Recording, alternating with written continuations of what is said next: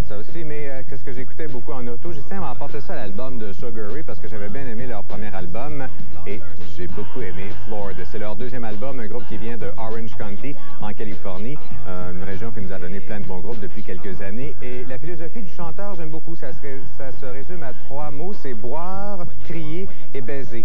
Alors, et j'avais bien aimé, comme je disais, le premier album, et c'était en fin de compte juste une pratique, je pense, leur premier disque, parce que celui-là, c'est encore meilleur, ils nous prouvent qu'ils ont vraiment du talent. Et Fly, c'est vraiment, ça joue absolument partout, mais je pense que les stations de radio vont peut-être un peu freaker lorsqu'ils vont entendre le prochain single, parce que ça ne représente vraiment pas le restant de l'album. Le reste est beaucoup plus élevé, beaucoup plus varié. Il faut faire une association un peu entre Beastie Boys et Bloodhound Gang. Ça, c'est vraiment plus le son de Sugar Ray. Et il y a une excellente version d'une vieille tune de Adam and the Ants qui est Stand and Deliver. C'est un très, très bon album, un bon achat.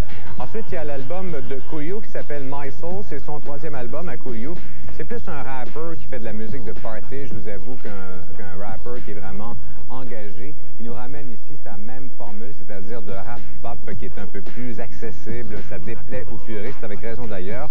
Ses fans se semblent beaucoup moins intéressés aussi parce que Gangsta's Paradise s'était vendu quand même à plus de 2 millions de copies aux États-Unis, c'était rendu au numéro 9 et ça, c'est rentré au numéro 43. C'est 43, c'est pas très haut quand même sur le top 200 américain. Et aussi, c'est de moins en moins je sais pas, un look qui va avec son style, parce qu'il y a un look de mean, méchant, etc. Les couettes, je vais peut-être m'en faire poser, mais c'est pas très bon comme album. Extrait du clip qui s'appelle Oulala.